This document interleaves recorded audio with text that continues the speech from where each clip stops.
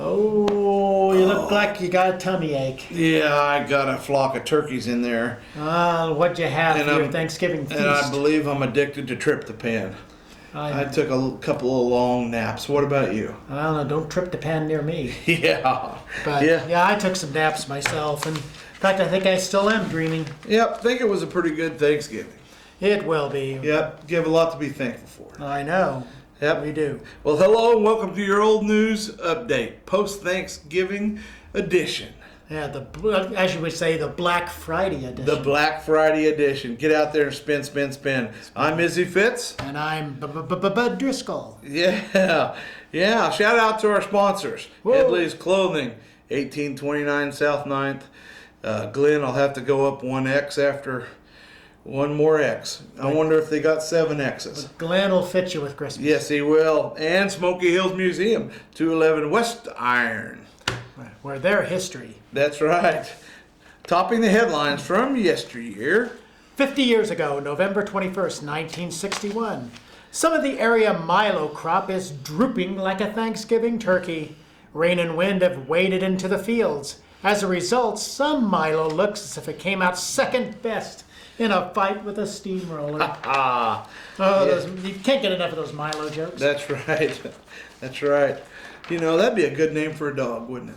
Milo. I'm sure there's That's right. very few. That's right. Very many dogs, Milo. November 25th, 1936. Dateline McPherson. Sheriff Ralph McPhail and his deputies made 2 liquor raids last night, seizing 213 pints of alcohol and arresting 5 persons. The sheriff said he found 123 pints at a roadhouse after cutting through the wall with an axe. Oh my God. He arrested Roy Milton, alias Roy Schoenborn, Gladys Carr, waitress, B.K. Irwin, and Lawrence Carr. Lacey Jenkins was arrested at a tourist camp and pleaded guilty to possession of 90 pints of alcohol. Well, they're going to have some party, weren't they? That was going to be quite a shindig. Now the party's over at the sheriff's department. That's right. Okay, let's move back to 1936, November 26 to be exact. Oh, disgusted housewives, out of bed early to get the Thanksgiving bird in the oven, wrote their names in dust on windowsills. But, joke's on them, a gale Wednesday evening drove the dust into homes where it lay there this morning, a grimy reminder of what is to be expected unless rain or snow falls in the Dust Bowl area. That was a tough time back in the 30s, wasn't it? 36, Oklahoma, Kansas. That's right. November 21st, 1911. 1911, sad day for us here at the Yester News International. George W. Toms, Marshall Toms, one of our favorites. For the past 5 years, City Marshal of Salina handed in his resignation to the City Council last night to take effect at once. The council accepted, after which the body passed a resolution commending Marshal Tom's work for the city and recommending him for a similar position to other places.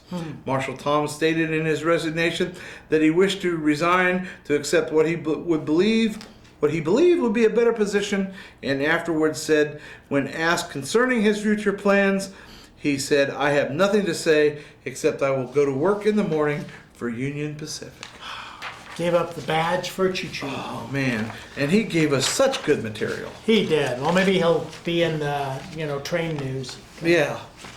All right, well, we're going to go back to November 27th, 1911 here, finally.